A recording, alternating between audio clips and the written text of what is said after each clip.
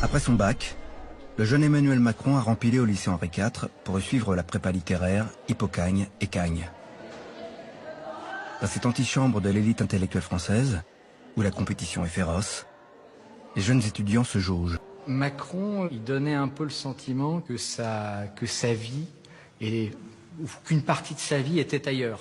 Ce qui, quand on est en classe prépa, notamment à Henri IV, est quelque chose de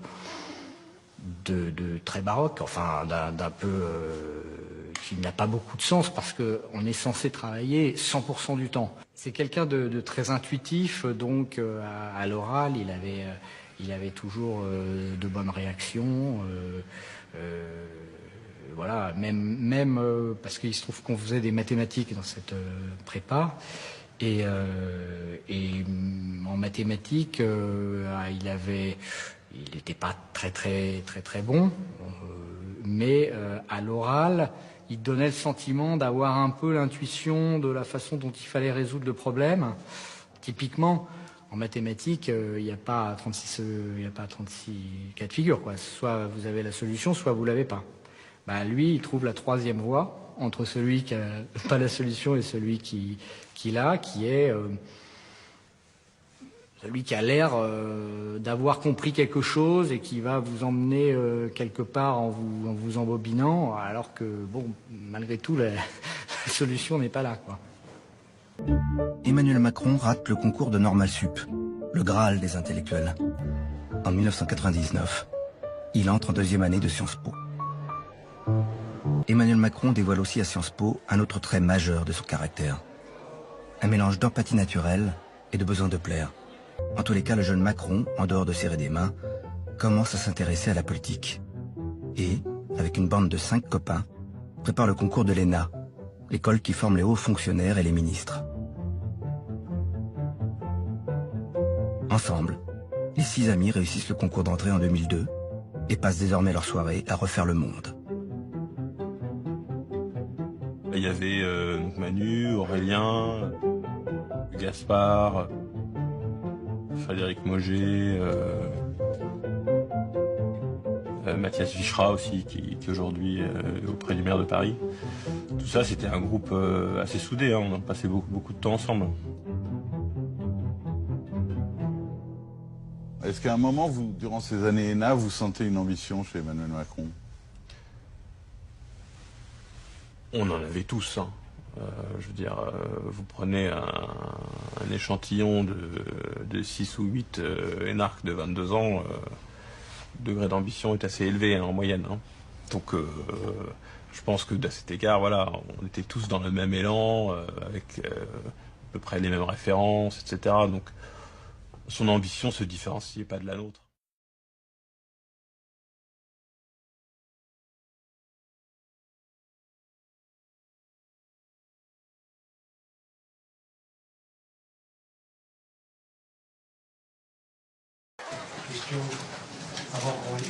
Quelques semaines après son mariage, Emmanuel Macron, 30 ans tout juste, est nommé rapporteur de la commission Attali, souhaitée par Nicolas Sarkozy, le nouveau président de la République.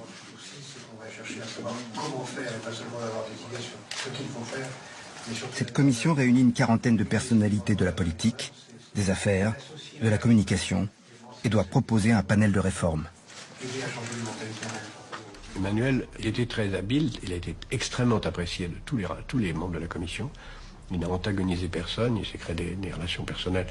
Évidemment, pour un gamin de cet âge, arriver immédiatement à être visible de 40 personnes qui sont puissants, influents et qui jugent, c'était un accélérateur de carrière extraordinaire.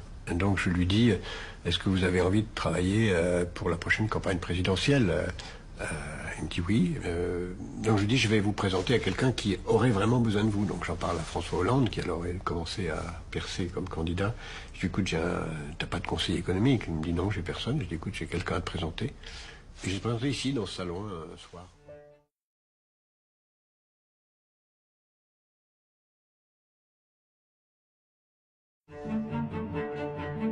Début 2010, Emmanuel Macron devient le conseiller économique de François Hollande, candidat donné grand perdant des primaires socialistes à venir. Mais le jeune haut fonctionnaire n'a pas mis tous ses œufs dans le même panier.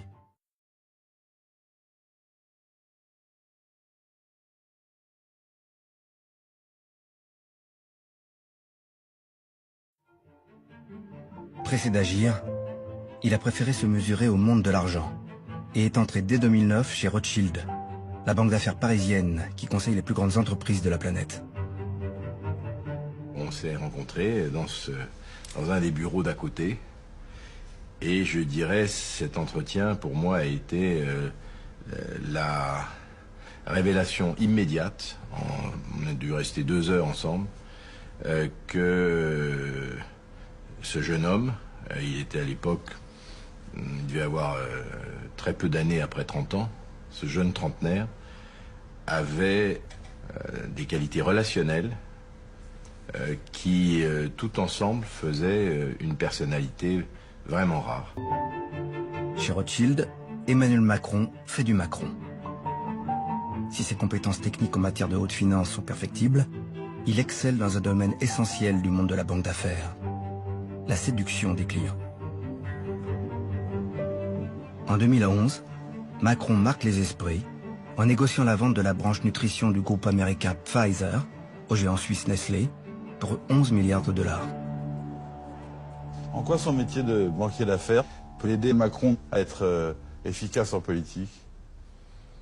On y apprend l'art de la négociation. On est amené aussi beaucoup, et ça c'est, j'allais dire heureusement ou malheureusement, utile en politique, à communiquer, c'est-à-dire à raconter une histoire. Dans le jargon, quand on fait une opération, on construit ce qu'on appelle une equity story, qui est l'histoire qui va donner aux actionnaires envie de voter cette opération, d'acheter les titres ou d'apporter leurs titres. Donc on y apprend d'une certaine façon aussi des techniques pas de manipulation de l'opinion, mais un petit peu.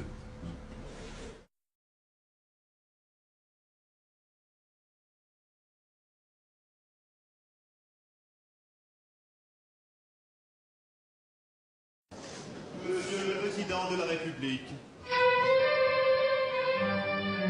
Le 15 mai 2012, François Hollande s'installe à l'Élysée. Le nouveau président propose à Emmanuel Macron de devenir son secrétaire général adjoint en charge du pôle économie et finances. Celui-ci accepte avec gourmandise.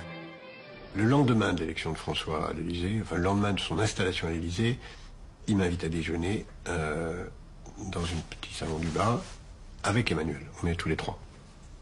Et je sens bien l'importance d'Emmanuel, puisqu'il n'avait pas invité le secrétaire général de l'Élysée, ni quelqu'un d'autre. C'était Emmanuel Macron qui était à ce déjeuner, disons, de lancement de l'activité présidentielle. Donc je sens l'importance et leurs relations sont très intimes.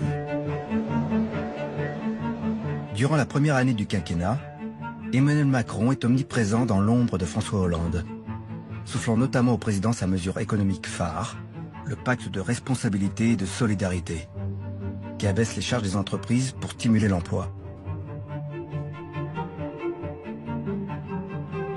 Mais très vite, celui que le journal Le Monde a baptisé le Mozart de la finance se sent à l'étroit dans son rôle de Sherpa.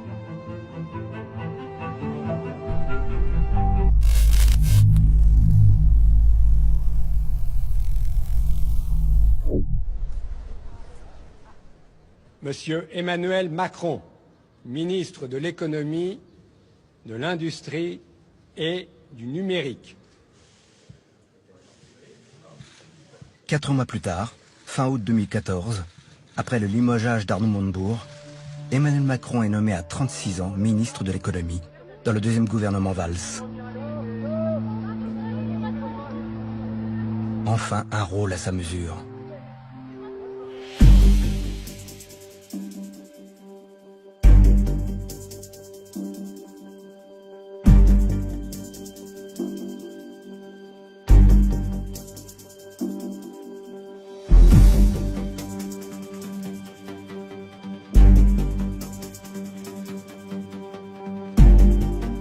La meilleure façon de se payer un costard, c'est de travailler. En négociant la vente de la branche nutrition du groupe américain Pfizer au géant suisse Nestlé pour 11 milliards de dollars.